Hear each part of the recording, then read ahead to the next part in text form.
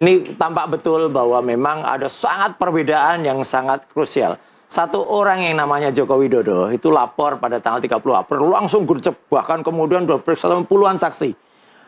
TPUA ketika melapor pada awal Desember itu lambat banget. Dan bahkan legal standingnya waktu itu ditanya TPUA itu apa pendiriannya, kemudian ditanya sehingga sulit banget. Dan itu baru sifatnya DUMAS, pengaduan masyarakat. Artinya ini tidak fair ya perbandingannya. Jelas betul yang satu kelihatan banget malah justru mencari tidak benarkan laporan TPUA. Yang satu berusaha mengejar dengan apa saja. Saya bisa melihat ini sangat tidak fair. Ya.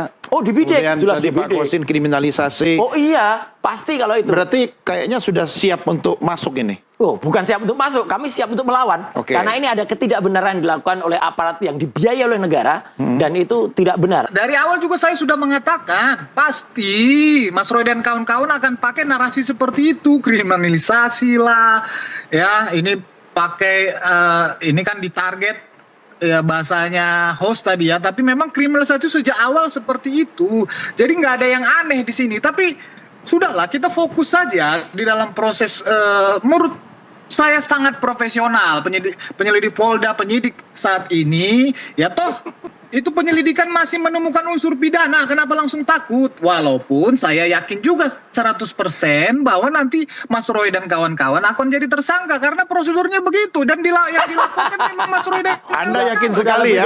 Udah lebih dari Kapolri ini.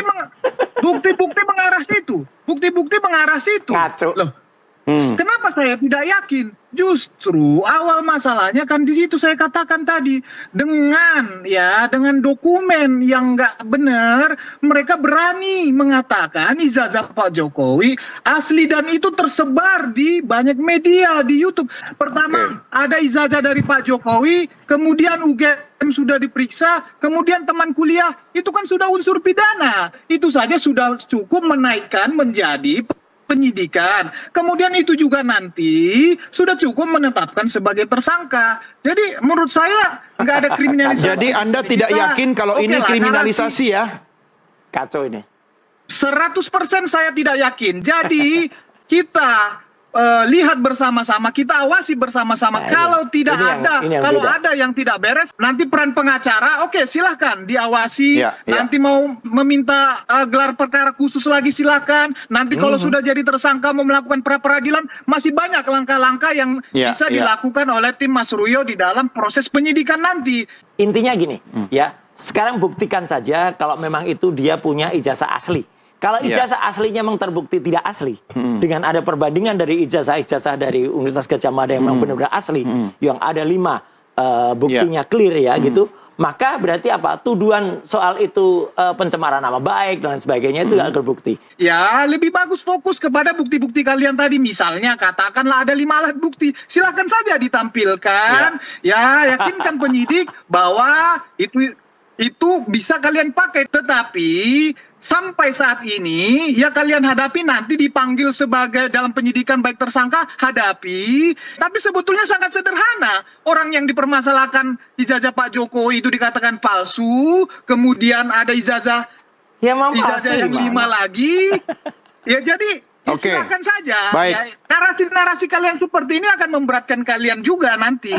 Jokowi panggil lagi, di BAP lagi, suruh bawa ijazahnya yang asli lah kalau ada. Ijazahnya itu kemudian disita, kemudian di situ masukkan puslapor lagi, dan kemudian harus ada uji banding yang benar. Kalau barang aslinya ada, siap meralat dan minta maaf. Kalau barangnya tidak palsu, dia harus siap maaf juga untuk seluruh rakyat Indonesia. Iya, yang saya tanya itu ke Mas Roy. Oh iya, kita harus. Tapi kalau kita punya ijazah yang juga asli, dan kita ada 5 bendel ijazah asli tahun 85 ya dari UGM, dan itu tidak sama dengan ijazah Jokowi, saya sudah pastikan itu. Dia harus buktikan juga ketika katanya identik. Bahwa harus disita atau tidak disita, lebih kepada begini. Pertama, saya berpendapat bahwa kalau memang kami ingin membuktikan pasal fitnah, maka soal keaslian ijazah ini perlu dilapor ulang, ya. Karena bagaimanapun juga tidak mungkin lapor yang ada di Barreskrim digunakan di sini. Apalagi yang di sana kan belum pro justisia. Ya. Sementara yang di sini kan harus pro justisia. Itu argumentasi yang menurut saya bisa diterima dan kami mendukung untuk dilakukannya itu. Tapi bahwa setelah itu nanti disita tidak disita, kami kembalikan kepada penyidik. Intinya kalau diminta oleh penyidik disita, kami pasti serahkan. Diminta untuk lapor, pasti kami serahkan. Karena kami juga punya kepentingan untuk membuktikan pasal fitnah. Gitu. Jadi sebenarnya nggak perlu juga Pak Roy meminta-minta, sudah pasti akan dilakukan. Kami akan mensupport itu, Pak. Iya, Karena tapi buat kami kebenaran adalah kebenaran. oke. Iya. Sedikit mau Ya, nambahkan. silakan Belum Bang Rifai. disita karena kemarin masih penyelidikan, Pak. Sekarang baru naik ke penyidikan. Ya. Ini perlu dipahami ya. Dalam proses penyelidikan tidak bisa polisi itu melakukan upaya paksa. Ya. Tapi setelah masuk ke penyidikan, baru polisi punya kewenangan menyita. Jadi bukan soal pilih kasih kenapa disita nggak disita, bukan. Ya. Ini soal tahapannya yang belum dilalui. Dan Oke. sekarang polisi sudah punya kewenangan tidak hanya menyita, menggeledah, menangkap, menahan, semua kewenangan sudah ada. Dan kami akan kooperatif. Sebetulnya ini bukan hal yang mengejutkan bagi kami dan sudah meyakini ini sejak awal, karena memang Pak Jokowi ketika melaporkan Mas Roy dan kawan-kawan, beliau tentunya sudah mempunyai bukti. Tentunya bukti ijazah aslinya sudah dibawa, sudah ditunjukkan kepada pihak Polda Metro Jaya Ini pada bohong saat lagi. melaporkan. Nah, sehingga kemudian berproses, laporan diterima dan diperiksa. Pak Jokowi juga telah memberikan keterangan, kemudian juga saksi-saksi atau pihak-pihak yang terkait juga telah dimintai keterangan, termasuk dari UGM, ya, teman-temannya Pak Jokowi, ya, kemudian juga dan banyak sekali ya video-video yang tersebar baik di YouTube dimanapun itu yang menggambarkan perbuatan Mas Roy dan kawan-kawan telah menuduh Pak Jokowi. Bohong. Kalau Yang mana yang bohong? Kalau Ferdinand Manik bilang sudah ada ijazah asli. Ayo, berani sumpah nggak? Jokowi menunjukkan ijazah asli nggak di Polda Metro Ya Jaya? itu kan pengadilan nanti. Kalau yang makanya gini, ngurusin. kalau di Bareskrim dia katanya memang ijazah aslinya dibawa oleh orang namanya Wahyudi. Tapi di Polda Metro Jaya tidak pernah ada ijazah asli yang ditunjukkan. Dan, belum pernah. Ya, belum pernah. Dan makanya Kombes Ari ya itu di Humas Mabes Polri, di Polda Metro Jaya itu ketika ditanya wartawan, Mas, ada Nusantara juga di sana. Itu dokumen asli atau fotokopi? Ya, Kombes Ari menyatakan fotokopi. Ulangi lagi, asli atau fotokopi? Fotokopi. Nah sekarang, Mas, lucu nggak? Ketawa ngakak nggak seluruh dunia, termasuk Indonesia? Kalau dari sebuah dokumen yang namanya fotokopi kok statusnya bisa naik ke penyidikan tuh, kucing aja ngakak, Mas. Ya, saya punya kucing banyak. Itu saya tahu. Harusnya komplainnya ke polisi dong. Loh iya, makanya.